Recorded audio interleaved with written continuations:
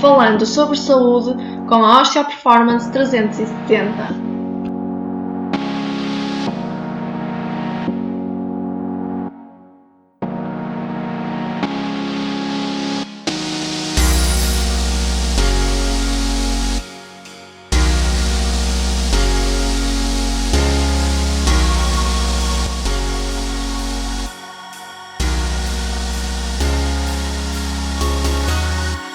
Olá a todos, bem-vindos ao nosso podcast falando sobre saúde com a OP 360. O meu nome é Patrícia Rocha, sou fisioterapeuta e osteopata.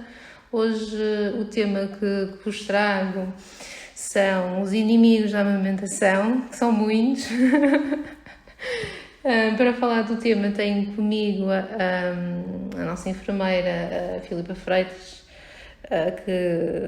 que é, portanto, fundadora da Espinga Amor, é enfermeira há mais de 11 anos, trabalha há 9 anos em neonatologia, é especialista em saúde materno-infantil e pediátrica, dá consultas em baby wearing e é assessora de amamentação. Filipa, obrigada por ter aceito o nosso convite. É um prazer ter-te à conversa connosco hoje. E antes de mais, queria-te perguntar, porque não é demais falarmos sobre os benefícios que tem a amamentação, quais são, portanto, esses mesmos benefícios? Muitos, são tantos. Obrigada eu, Patrícia, pela oportunidade. Então, para o bebê, benefícios para o bebê. Primeiro tens assim, quando pensamos em amamentação, pensamos que o benefício é nutrição, o alimento que faz bem e que protege das doenças, mas é muito mais do que isso. O bebê, ao ser amamentado, supra a sua necessidade de sucção, quando faz no seio da mãe, e quando tem a possibilidade de ser amamentado nas primeiras horas de vida, o colostro é como se fosse uma vacina. O intestino do bebê, quando nasce, é completamente permeável, ou seja, qualquer bicho que entre passa, mas quando o bebê toma colostro, é como se fosse um revestimento do intestino, que informa o intestino do bebê do que é bom e do que é mau. Então, mesmo que o bebê seja amamentado durante poucos meses ou poucos dias, o colostro é fundamental para aquele bebê ser um bebê mais saudável, porque no nosso intestino temos várias bactérias, boas e más, mas são essas que nos permitem também ser uma linha de defesa para as doenças. Portanto, essa é assim uma vantagem que a mim me salta à vista imenso e que acho que a maior parte das pessoas não tem conhecimento. Também tem vantagens a nível, e por isso é que os bebés que são amamentados têm menos probabilidade de gastroenterites e fazem menos gastroenterites. Vantagens também a nível de infecções respiratórias, para prevenção. Vantagens para prevenção de hipertensão mais tarde, diabetes, porque é um leite de digestão fácil, não faz picos de glicemia, o que em relação, não acontece mesmo com o leite adaptado. Para a mãe, vantagens a nível de diminuição da incidência da depressão pós-parto, por causa da ocitocina que se liberta quando o bebê mama, que é a hormona da felicidade, a hormona do amor, e quando esta hormona está em alta, não há grande espaço para haver desequilíbrios, ou havendo desequilíbrios não serão tão graves, porque esta hormona está sempre, é libertada cada vez que o bebê mama. Também há menor risco de cancro da mama, de cancro do útero. Só benefícios. Só vantagens para bebês, para mães. Para não falar das vantagens para o planeta, super importante. É grátis, não gasta nada, não há desperdício, não há lixo, não há gasto de energia para produzir, para embalar. Portanto, só vantagens, melhor. Temos só vantagens. Portanto, Filipa, o nosso título remete para muitos inimigos, mas na tua opinião, qual é o maior inimigo? O maior inimigo, a desinformação. E desinformação de pais, mães, famílias, mas também desinformação de profissionais de saúde. Portanto, não é só unilateral, existe uma cultura um bocado à volta da amamentação de desinformação e de mitos. Pois, e neste mundo de desinformação vamos ter que englobar muita coisa. À primeira vista, a amamentação é algo natural, certo? Nós na natureza não temos assessoras de amamentação, não temos ninguém a ensinar à mãe como deve pegar no seu bebê e colocá-lo na mama. Porquê é que nós não somos assim, Filipe? Supostamente é algo natural, só que nós com o passar dos anos cada vez nos afastamos mais da nossa família alargada e tu tens montes de mães que são mães pela primeira vez e que nunca viram um bebê ser amamentado. Sobretudo se não têm amigas que já o fazem, não é? Porque foi-se perdendo o hábito da amamentação. Isto começou logo com a Revolução Industrial, não é? As mulheres começaram a trabalhar, começaram a ficar mais ausentes, começou a surgir o leite adaptado como forma de compensar a ausência da mãe, os bebés tinham que ser alimentados na mesma, então foi-se perdendo este hábito e a mulher foi-se tornando cada vez mais independente, estando menos disponível para o bebê e isto foi-se perdendo. Como nós também vamos saindo dos centros rurais e para os centros urbanos, onde o ritmo é louco, não é? E estar disponível 100% para um bebê para amamentar é uma coisa assim ainda um bocado estranha, foi-se perdendo muito esta cultura. Acho que agora se começa a recuperar um bocadinho, lentamente. Mas quando eu não estou habituada a ver aquilo ser feito, eu estranho. Aliás, há uma reportagem feita para aí há um ano, de um gorila, vive em cativeiro, que foi mãe e que o bebê, quando nasceu, acabou por morrer porque ela não soube cuidar dele e não soube amamentar porque ela sempre esteve em cativeiro, então nunca viu isso acontecer, não sabia o que era suposto ela fazer, até ela perdeu o instinto de o fazer porque nunca teve essa oportunidade, nunca viu ninguém, não sabia o que era suposto fazer. Da segunda vez que essa gorila ficou grávida, levaram para lá grupos de mães a amamentar pelo vidro e quando o bebê nasceu, o bebê gorila, ela já sabia o que era suposto fazer e esse bebê já vingou, porque ela, só pelo facto de observar, já sabia o que fazer. Então falta-nos isto também, falta-nos amamentar em público, falta-nos regressar um bocadinho às origens para que isto seja encarado de forma mais normal e que quem amamenta não seja anormal e que está com as mamas de fora e que está-se a expor. Há certos países têm inclusive leis que proíbem as mães de amamentar em público. Não faz qualquer tipo de sentido, certo, claro. Filipe? Sim. Não. Pronto. Falamos da observação, que realmente as mães acabam por aprender observando. Tendo em conta isto, uma mãe cuja própria mãe não amamentou pode ter dificuldade em amamentar o seu bebê? Não necessariamente, porque a história daquela avó será a história dela. Amamentar depende da tua mama, do teu sistema endócrino, das tuas hormonas e do teu tecido que tu tens na tua mama e de como é que isso joga. Então, se a tua mãe não conseguiu amamentar, não é preditor que tu não vais conseguir amamentar, porque a tua mama e as tuas hormonas são diferentes da dela.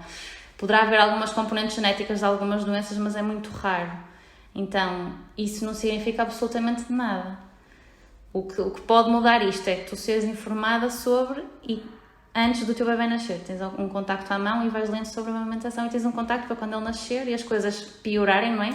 Porque até o bebê nascer parece tudo muito fácil, quando o bebê nasce é que é a verdadeira dificuldade, para tu poderes ligar e teres apoio, porque amamentar não é tão fácil assim, não é tão natural assim, não chega só eu ver amamentar, existe uma série de fatores que é preciso ter em conta e é muito mais fácil se eu tiver apoio e se eu tiver apoio logo no início, ou seja, não esperar que as coisas piorem para eu procurar ajuda, porque depois é mais difícil de reverter o quadro.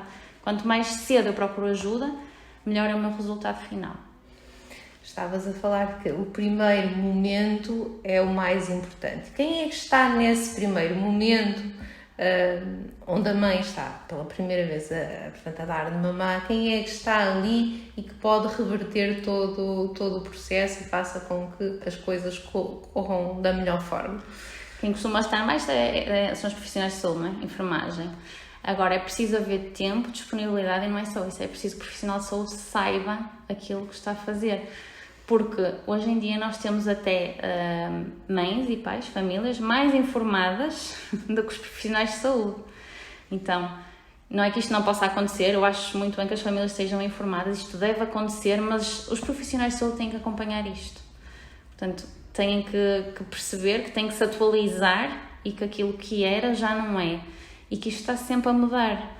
Então, é muito importante que as pessoas que tenham contacto direto com o bebê e com a mãe que acabam de nascer, que tenham formação específica em amamentação. Tu ainda tens cesarianas feitas em blocos centrais dos hospitais onde não existe uma parteira. Se uma parteira já tem formação específica em amamentação, que até já foi há alguns anos e pode fazer alguma diferença, sim. Agora, quando tens pessoal generalista ou até especialistas, mas que não são especialistas na área da saúde infantil nem da saúde materna, a sensibilidade não é a mesma, nunca, não poderá ser. Então, é muito importante começar por aí, que os profissionais tenham formação e que estejam presentes. Falaste há pouco que o bebê também poderia ter um papel importante nesta aprendizagem do como ele deve mamar, de como ele deve se posicionar, como ele deve, não, como a mãe o deve posicionar. Há algo no bebê, alguma característica a nível do bebê que possa dificultar esta amamentação, que possa ser inimigo desta amamentação? Sim, e começa pelo nascimento. Um bebê que nasce sem receber informação de que vai nascer, ou seja, informação hormonal, por exemplo, uma cesariana marcada para o dia X, para as horas X, aquele bebê, e muitas vezes estes partos nem sequer são induzidos, ou seja, a ocitocina natural nem entra, ou nem a natural nem a química, então aquele bebê basicamente é arrancado da barriga da mãe. Quando um bebê nasce sem estar preparado pode haver dificuldade respiratória, pode haver uma série de condições que o bebê nem sequer está apto para ir à mama, porque mamar é instintivo. Mas se o bebê não passa por um trabalho de parto, por algo que o ajuda a perceber que vai nascer, ele vai nascer e para ele é como se não tivesse nascido. Ou seja, eu tenho que respirar porque aconteceu aqui alguma coisa, mas agora vou ficar aqui concentrada em respirar e não sei o que é para fazer mais. Portanto, tudo começa na forma como o bebê nasce. Depois o bebê nasceu, e há algo estrutural no bebê, fala-se muito no freio lingual. Sim. O freio pode ser realmente um problema. Sim. A nível da amamentação. Sim, alterações anatómicas podem ser também muito difíceis no início do estabelecimento da amamentação, ou até o bebê nasce e mama muito bem na primeira mamada. Nas seguintes mamadas torna-se mais difícil. E às vezes nem é nas mamadas seguintes, é passado 15 dias, um mês, o bebê engorda pouco, faz pouco xixi, faz pouco cocó e vai-se haver há uma alteração na estrutura. Os freios de facto interferem bastante. Porquê? Porque mamar na mama é trabalho de língua.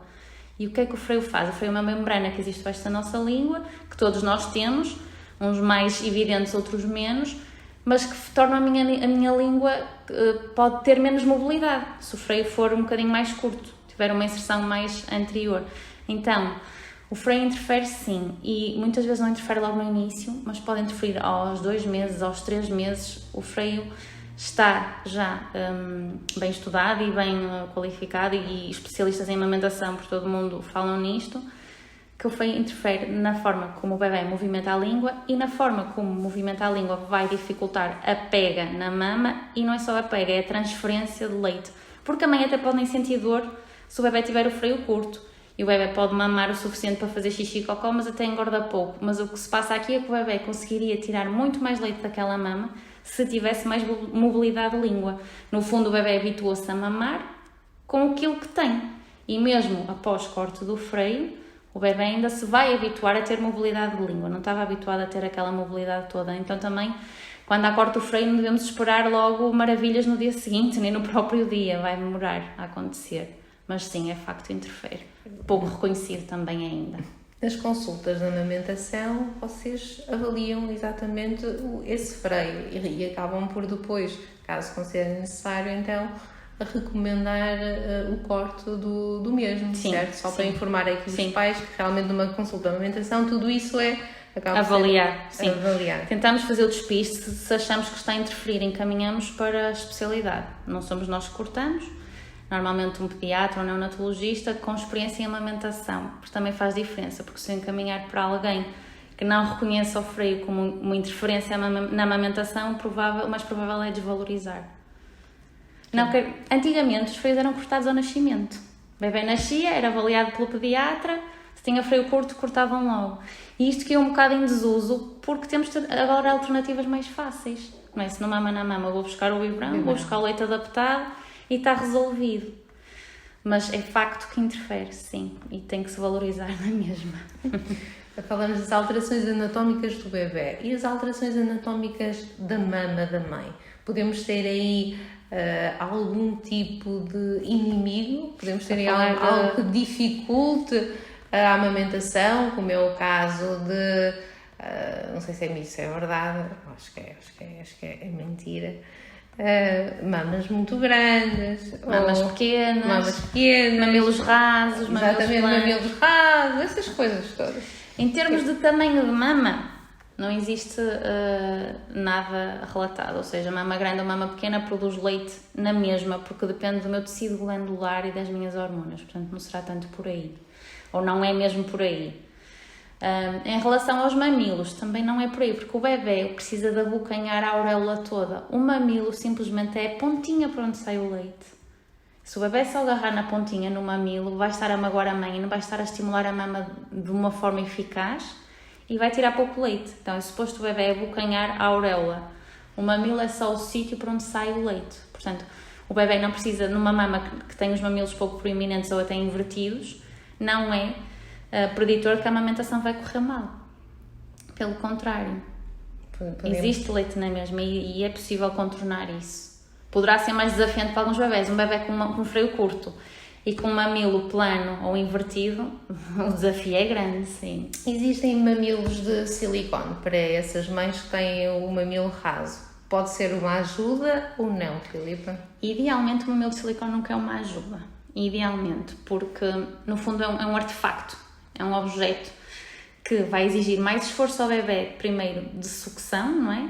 E o retorno vai ser pouco, o bebê vai ter que sugar mais para conseguir preencher aquele espaço morto do leite, vai se cansar mais, só que a informação que chega à mama não é a mesma que seria se o bebê se adaptasse diretamente à mama. Portanto, os mamilos de silicone nunca serão a nossa melhor opção para amamentar um bebê.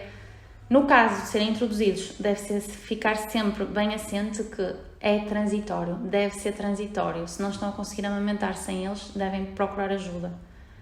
Porque os bicos artificiais, sejam chupetas, tetinas, mamilos de silicone, são a maior causa de desmame precoce. E um desmame precoce é qualquer bebê que deixe de mamar antes dos 2 anos de vida. Por ele, as pessoas dizem, deixou de mamar por ele. E que idade tinha? Menos de 2? É que se tinha menos de 2 não deixou de mamar por ele. Há interferência de um bico artificial. Muito bem. Era a minha próxima pergunta. Queria que me falasse um bocadinho da chupeta. Podemos usar ou não a chupeta? Neste processo de amamentação? Pode ser compatível? Quando deve ser colocado? Quando é que se pode oferecer ao bebê? A chupeta pode ser um inimigo da amamentação? A chupeta é um inimigo da amamentação, sim. Mesmo que tenhas um bebê que utilize chupeta e que só te deixe... Imagina, ele deixou de mamar, recusou a mama a partir dos 2 anos e meio. Mas ainda usa a chupeta. Ele vai ficar mais agarrado à chupeta e vai ser muito mais difícil de tirar. A chupeta é um objeto portátil. Vai contigo para todo lado. As mamas não são. E a idade do desmame é entre os 2 e os 7 anos. Entre os 2 e os 7 anos os miúdos deixam de mamar. Mesmo perdem o interesse. A chupeta, quando conheces que vão até para a escola primária com chupeta. Portanto, é sempre interferência. Mesmo que tu podes ler, a chupeta pode ser introduzida desde que a amamentação esteja bem estabelecida. Mas pode interferir sempre, porque a forma como o bebê pega na chupeta é diferente da forma que o bebê vai à mama. Então, poderá ser sempre uma interferência.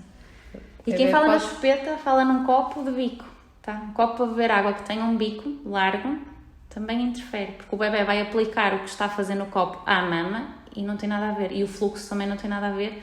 Então, o bebê pode recusar a mama simplesmente por um copo com um bico. Isso remete-nos um pouco para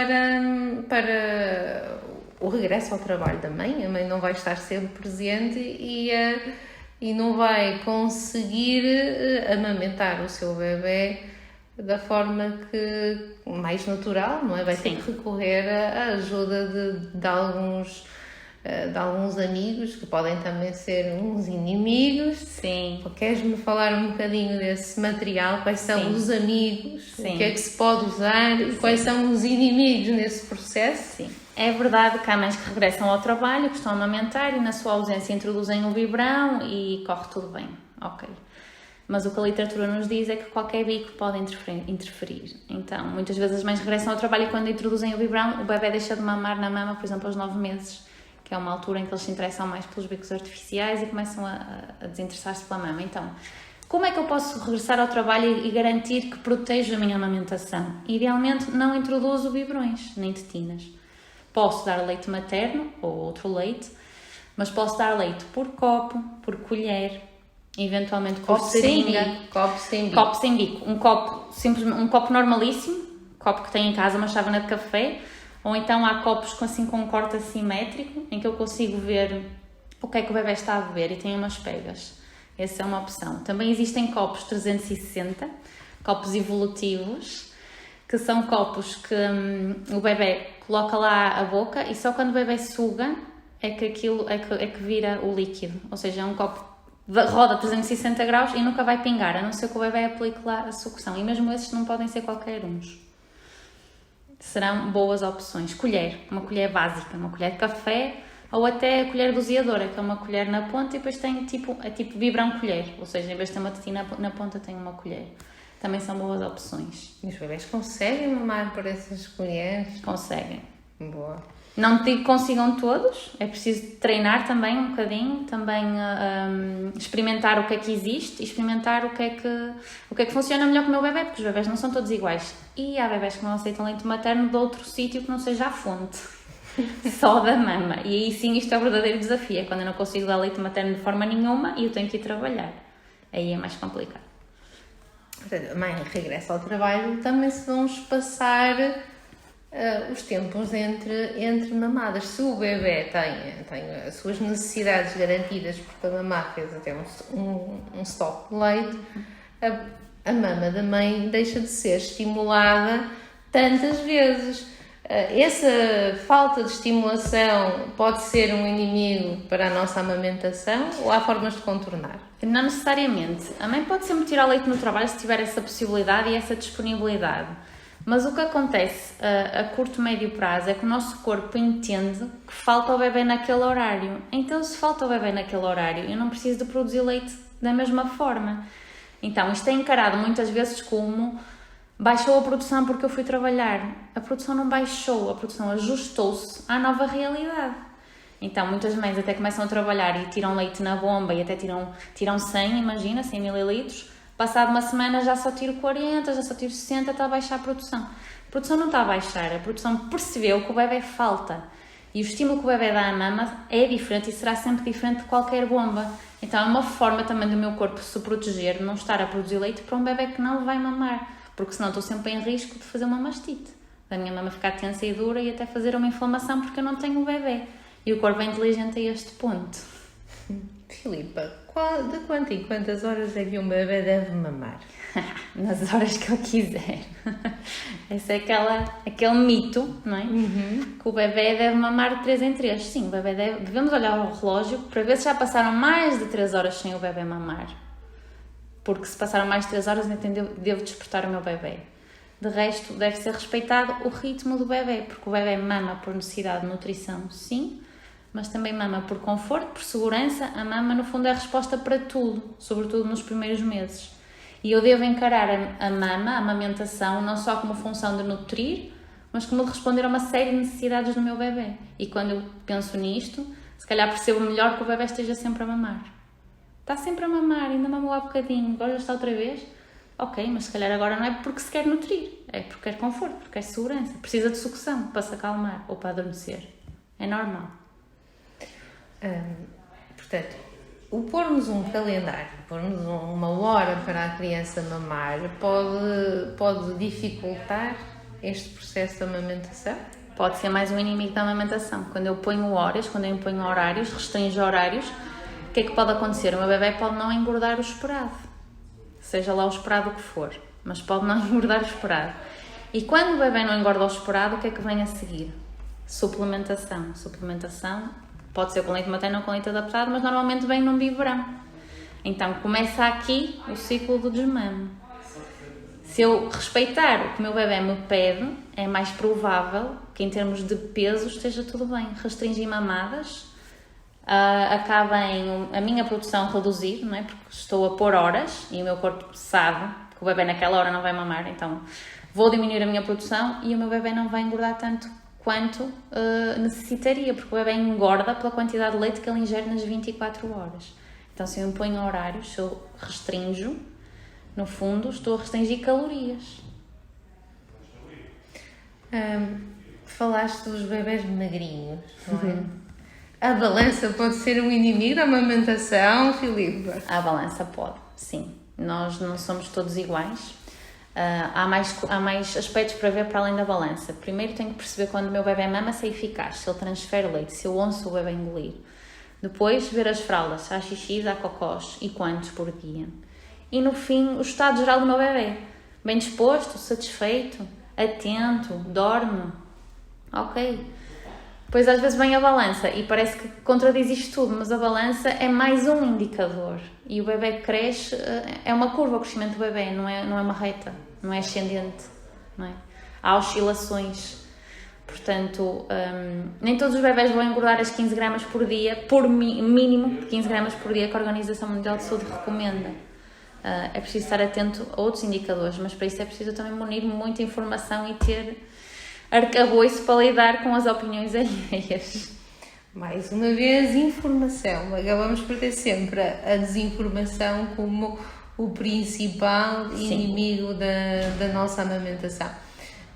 As próprias balanças variam entre elas, certo? Sim. Portanto, não vale a pena estarmos a pesar um bebê numa balança e passado uma semana estarmos a pesar noutra balança. Sim. São balanças sensíveis e, portanto, pais não andem à procura de balanças aí nas esquinas. Precisamente, sempre a mesma balança. Sempre a mesma balança e mesmo assim a balança pode variar e pode dar assim uma informação um bocadinho dramática quando na realidade está tudo bem. A informação, disseste, Patrícia, a informação e resistência à pressão, não é? Uhum. Porque há muita pressão quando a questão é o peso para introduzir suplemento e para dar biberão e aquela mãe até nem quer, mas a pressão é tanta que acaba por ceder. Era outro mundo que eu queria falar contigo um bocadinho, que é a sociedade, o stress, as exigências do meio. Podem não estar todos encaminhados para uma amamentação feliz? Sim, sem dúvida. E se tu pensares, se comparares, por exemplo, com o sono, uma mãe desabafa contigo, estou exausta, meu bebê acorda 12 em 2 horas de noite, não consigo descansar, está sempre a mamar e só sossega quando eu lhe dou de mamar. Então, qual é a resposta normal? Porque é que não lhe dás um biberão de leite? Assim, ela até podia... Experimenta, pode ser que ela durma mais um bocadinho. Se ela acorda sempre para mamar, se calhar é fome. E ninguém diz esta mãe que é normal o bebê acordar 2 em 2 horas, é normal o bebê acordar de hora a hora, tem ciclos de sono completamente irregulares. O leite materno demora 1 hora para digerir, o ciclo de sono é de 1 hora, então o normal é que o bebê acorde de hora a hora. É normal. E depois, procurar a mãe durante a noite não é só para suprir a fome, mas é o validar onde é que está a minha mãe, a insegurança que aquele bebê sente quando acorda e está no escuro e não sabe onde é que está a mãe. Quando mama, ok, está aqui a minha mãe, posso relaxar. Então, as mamadas noturnas, sim, têm um papel importante na nutrição do bebê, mas também de segurança. E também há mães que até experimentam o tal biberão e o bebê continua a acordar, portanto, não era fome. Então, o que é que esta mãe precisa? De saber que é normal que o bebê acorde com frequência e que lhe digam, eu sei, essa fase é muito difícil, deve ser muito complicada, olha, porque é que não tentas dar de mamar deitada, porque é que não tentas descansar com ele de dia? A mãe precisa mais deste tipo de validação e não da solução mágica e fácil do leite adaptado, do biberão, do que for. Validar, informar que é normal e até oferecer para fazer alguma coisa por ela, olha, queres que eu fique com ela um bocadinho e tu vais descansar? Isto é o trabalho da aldeia que nos falta, da aldeia para criar uma criança. Falta-nos um bocadinho isto. Viver em sociedade, não é? E partilhar, deixar que o outro pegue, deixar que o outro cuide também. Sim. E vivermos um pouco mais todos juntos e não cada um em suas casas. Falamos muito da mãe nestes últimos minutos. Tivemos todo este tempo, agora vamos falar muito da mãe, porque realmente a mãe é que tem as maminhas para poder amamentar. Qual é, e cortar aqui um bocadinho, queria falar um bocadinho do papel do pai. Qual é o papel do pai neste ciclo que é a amamentação, que pode ser difícil. E falamos agora do amigo da amamentação. De que forma é que o pai pode ser um amigo da amamentação? O papel do pai é fundamental no apoio à amamentação, porque quando acontece qualquer coisa com o bebê, a culpa é sempre da mãe e a culpa é sempre da mama. Não fez xixi, mamou pouco, engordou pouco, foi a mãe que deu pouca mama, está a chorar, precisa de mais mama, ou seja, tudo remete para a mama. E como a mama não se mede o que é que o bebê mama, então a culpa é sempre da mãe. Então o trabalho do pai é suportar aqui um bocadinho esta mãe. O que é que eu posso perguntar? O que é que eu posso fazer para te ajudar a amamentar? Por exemplo. Ok, tu dás de mamar, eu troco as fraldas, eu dou banho ao bebê, eu fico com ele para tu descansares um bocadinho, eu ponho o despertador durante a noite e ponho-te o bebê à mama, tu quase nem precisas de acordar. O papel do pai é fundamental no apoio e depois no apoio também em relação à restante família. Se a família é daquela... Porque quando nasce um bebê, toda a gente se sente no direito de opinar e dizer a sua opinião e faz assim, faz assado. Então o pai deve ser tipo a barreira. O pai é o protetor. Então se vem aquele familiar que a mãe já sabe que vai mandar bitites e que ela não gosta e não lida bem com aquilo, o pai deve ser, olha, vais dar de mamar, vai ali para o quarto. Ou então, eu falo com ela agora um bocadinho, porque é para tu estás mais à vontade. O pai é tipo o guardião, não é? Porque a mãe está num período de grande fragilidade, de muita alteração, grande alteração hormonal, muita insegurança, e tudo o que nos possam dizer nos torna ainda mais inseguras e a duvidar ainda mais de nós próprias. Então nós não precisamos disto, nós precisamos de quem nos suporte e quem nos apoie. Outra das ideias e outra das recomendações que frequentemente se ouve na sociedade é: não habitues o teu bebê ao colo. O colo pode ser um amigo da amamentação e não um inimigo? O colo é um amigo de tudo. Se nós formos pensar a origem do nosso bebê, o nosso bebê foi gerado no colo. Esteve lá 37, 38, 39, 40 semanas. Portanto, quando o bebê nasce e nós queremos que o bebê se habitue a não estar no colo, estamos a pedir uma coisa que não é natural para ele. E vai chorar e vai se debater. E quando eu pego no bebê, o bebê sossega. Comentário: já tem manha, já está mal habituado. Não, o bebê sente-se seguro e confortado no colo, nos braços. Então o colo é um amigo de tudo, não só da amamentação, mas do desenvolvimento daquela criança. O colo e o conforto dão segurança e dão independência ao meu bebê. O meu bebê é super dependente quando nasce. E quanto mais eu respondo à dependência do meu bebê, terei uma criança do futuro e um adulto mais independentes, porque eu estive lá não é isso sempre que a sociedade anda a passar. Pois não, nós somos filhos da geração, não, Deus cola e deixa chorar para adormecer. E muitos de nós com patologia psiquiátrica, com alterações emocionais, com dificuldade em expressar as nossas emoções, não é? E com dificuldade até em estabelecer relações. E tudo isso vem da nossa primeira infância. Carências que ficaram ali por detrás. Portanto, muito mimo, muito colo e muita mama. Se este processo é muito difícil, Filipa, para um bebê que nasceu a termo, para um prematuro isto tem assim umas dimensões um bocadinho diferentes. Um bebê prematuro já percebemos que também deve beneficiar com a amamentação, beneficia de certeza. Mas o ser prematuro pode ser um inimigo para uma boa amamentação, para se conseguir amamentar durante muito tempo e de forma feliz? Sim, pode. Pode no sentido em que quando nasce um bebê prematuro a tensão é muita, não é? E quando eu estou em stress eu posso de facto dificultar a minha produção de leite e nem é mais a produção, é o leite soltar-se, não é? A minha hormona de stress inibe a ocitocina e mesmo que eu tenha as mamas a explodir de leite, se eu estou estressada eu não vou conseguir tirar leite. Então, os internamentos de um prematuro são duros, são longos e só por isso o meu estado de ansiedade pode-me dificultar a produção de leite. No entanto, eu consigo contornar isto um bocadinho se eu tiver alguma rotina na extração, independentemente do meu bebê estar a ser alimentado ou não. As primeiras horas são fundamentais para a cascata da lactação, ou seja, para se iniciar a produção de leite. Então, mal o bebê nasce, a mãe deve estimular. seja com a bomba, seja manualmente, que há ali um período de 2 horas, 1 hora, que é um período de janela para o corpo, sabe que o bebê nasceu e como se o bebê fosse lá mamar, que é para se dar um bom início.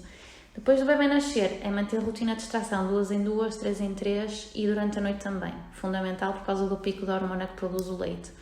E, independentemente do meu bebê estar a ser amamentado ou não, é muito importante, ser alimentado, é muito importante fazer isto.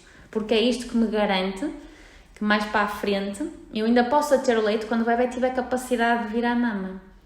Pois É os eu bebés ser, prematuros acabam por estar meses. exatamente, Sem estarem ir à mama. meses sem ir à mama, mas é possível que após esses meses todos eles consigam mamar da mama da mãe. Sim, da mama e até ter alta mamária exclusivo.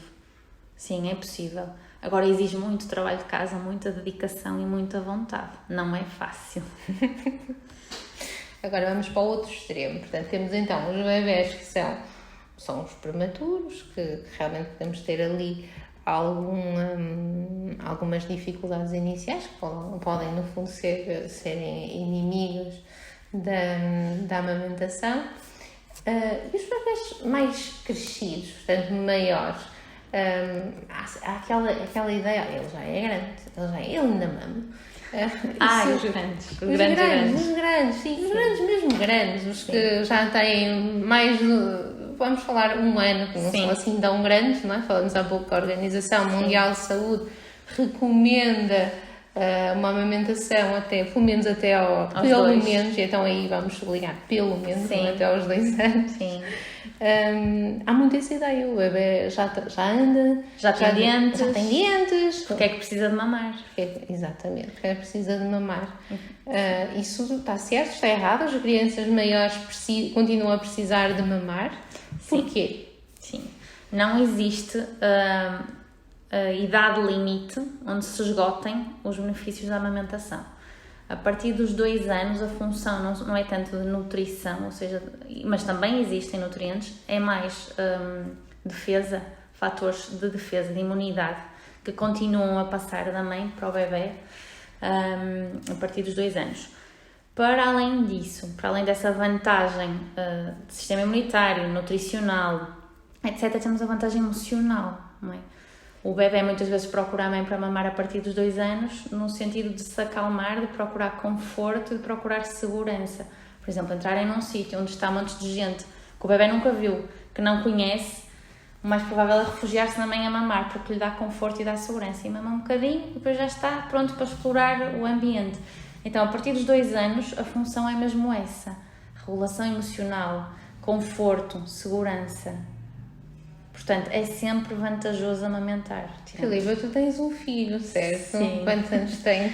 Tem 3 e 3 meses. Ou são 4, 3 anos e 4 meses. Como é que foi amamentar um bebê?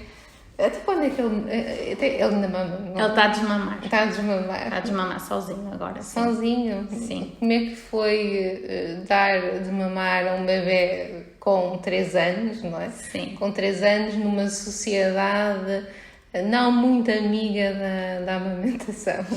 Ora, para mim foi fácil. Ou seja, ele quer, eu dou. Mas não posso dizer que não me tenha sentido inibida. Sobretudo a partir do ano, 2 anos, em que eles aos 2 anos ainda pedem muito mama. Sobretudo por aquela questão de querem explorar o meio ambiente, mas estão inseguros, então vêm aqui buscar um bocado de conforto e depois já posso ir.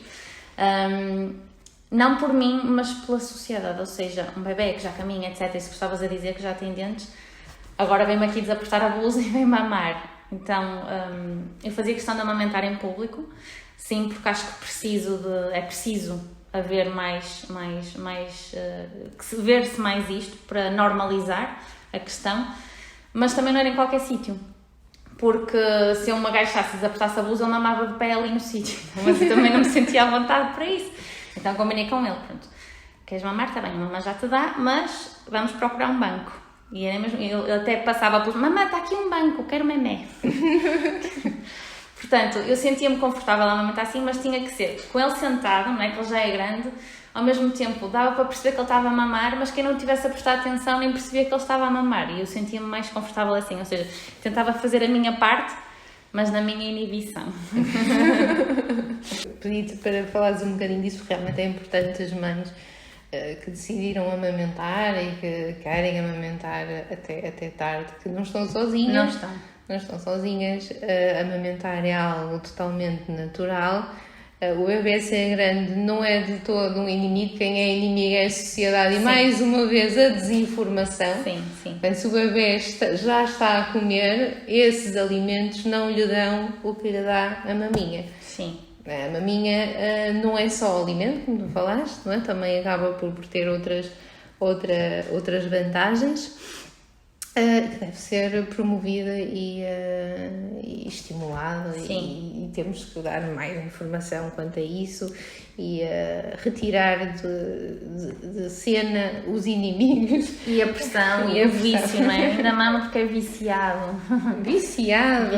Também é isso. Também dizem isso. O vício é tabaco, é álcool, não é? Neste caso não é um vício, é saudável, e lá está, vamos repetir que a Organização Mundial de Saúde recomenda pelo menos até aos 2 anos. Filipa, estamos a chegar ao final do nosso podcast. Queres deixar mais alguma mensagem a quem nos está a ouvir, tanto a profissionais de saúde como a pais que nos tenham ouvido? Queres acrescentar mais algum inimigo que não se tenha aqui falado? Agora a palavra é tua. Já foi durante estes minutos todos, esta hora quase toda também foi, mas... Então, eu só quero acrescentar que procurem informação fidedigna, porque é isso que vai fazer a diferença. No momento em que me sugerirem dar, por exemplo, leite adaptado, eu vou, como eu já li sobre aquilo, mas espera aí, se calhar há aqui qualquer coisa que eu posso fazer diferente antes de introduzir o leite adaptado, se calhar posso pedir ajuda a alguém que perceba um bocadinho mais disto, porque a amamentação é um tema tão específico e tão vasto, que se eu não estudar em específico, eu dou uns toques aqui, eu dou uns toques ali, só que dar toques para situações específicas não é a mesma coisa que eu saber só sobre aquilo e ter estudado aquilo. Portanto, famílias que queiram amamentar, mães que queiram amamentar, documentem-se muito bem antes do bebê nascer, e após o bebê nascer, procurem ajuda se sentirem necessidade. Profissionais de saúde também, atualizem-se, procurem também informação fidedigna, porque de facto é muito fácil nós deixarmos ficar por aquilo que aprendemos há uns anos e vamos fazendo assim e nem nos questionamos se já mudou, se pode ser feito de forma diferente, mas vale a pena investir, porque de facto amamentar é uma questão de saúde pública também, não é? Quando há catástrofes naturais e não há água potável e não há luz e não há acesso a farmácias, a leite em pó, como é que eu faço? A mim aconteceu-me uma vez, irmos de carro na autoestrada, o carro pifou, paramos sei lá onde, escuro, como breu. O meu filho já não mamava há 2 ou 3 horas e felizmente eu tinha a mama, porque se eu estivesse dependente só do leite adaptado, para além de estar em pânico por causa da questão do carro e como é que agora íamos resolver, eu estava em pânico porque o meu filho não tinha alimento e eu não sabia quanto tempo é que demorava o apoio. Portanto, isto é um exemplo muito básico de uma sociedade moderna, mas estas coisas também pesam. Exatamente, a amamentação tem realmente que ser promovida, tem que ter por detrás uma informação fidedigna. Quem quiser informação fidedigna pode consultar a Espinga Amor, portanto, que são as assessoras da amamentação. Sigam o Instagram da Espinga Amor, vão encontrar lá imensa informação super valiosa. Para mais informações também, a Osteoperformance está aqui para esclarecer as vossas dúvidas, claro que vão ser reencaminhadas para elas, que elas dão consulta cá. A todos que nos estão a ouvir, muito obrigada. Filipa, mais uma vez, obrigada por nos teres dedicado 1 horita. Eu sei que a tua agenda está super cheia, mas realmente é importante informarmos e transmitirmos uma informação, como disseste bem, fidedigna. Adeus a todos e até breve.